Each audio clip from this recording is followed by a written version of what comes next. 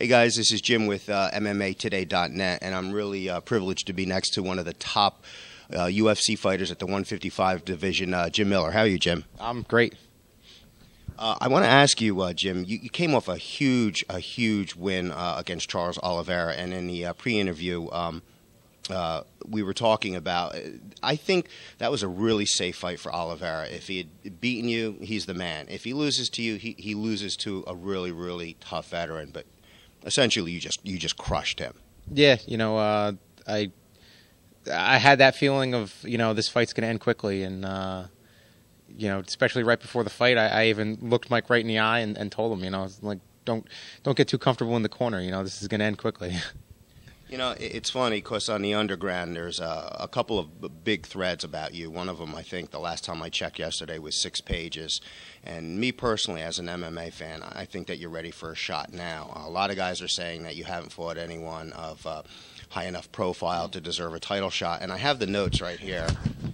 And very quickly, for the fans out there, I'll just name some guys that he's beaten. And you guys tell me if these are nobodies. Oliveira was 14-0.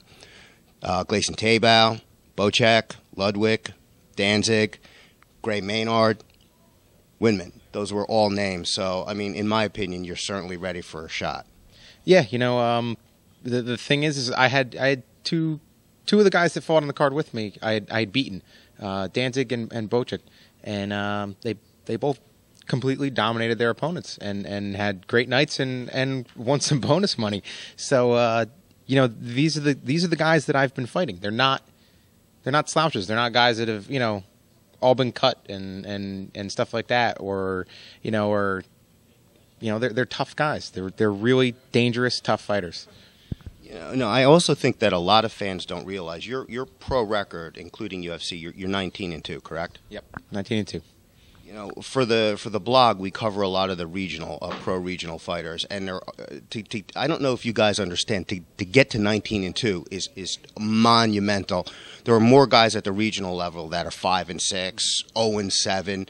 Just your record alone, in my opinion, stands on its own. Thank you. I have fought some tough guys, and and been able to pull out some good fights. Yeah, my only 2 losses are to number 1 and number 2. So it's if you're going to lose to anybody, it might as well be those guys. What I'd like to ask you now about is what I at least see as the picture for the title, okay? And let me get your input on this. So I watched the WEC last night, and the winner of Henderson and Pettis fights the winner of Maynard and Frankie. I could be wrong, but what I see happening is Frankie beats Maynard. Okay, Frankie destroys Pettis. They're going to give you a name to put you over to kind of set you up for the title fight. I see you fighting Frankie. Do you think that's absurd, or that scenario is plausible? I think that scenario is plausible. I'm picking Frankie to beat Gray, and Pettis is dangerous and a tough kid, but I don't see him being either one of them. To be honest, I think both of them have too good a control and are too experienced to let him get into one of those scrambles or pull off one of those those crazy kicks that he pulled off last night. Neither one of them are going to let him Pettis dictate the range like Henderson did. Henderson backed up the whole fight and let Pettis stand where he wanted to stand and strike where he wanted to strike, which was a mistake.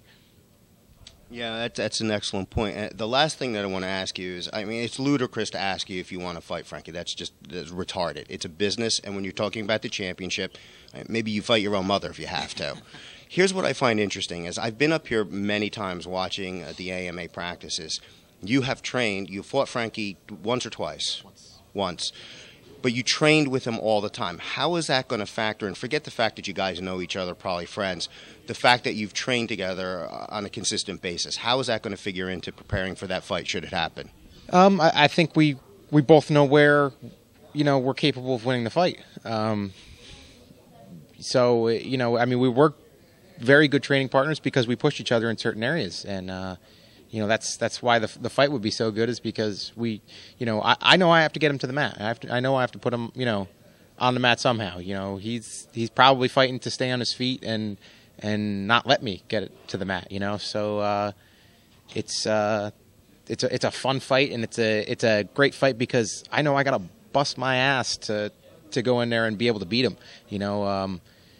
I have so much respect for him that I'm going to train harder than I've ever trained before, and be the absolute best fighter that I've ever been, when I step into the octagon against him.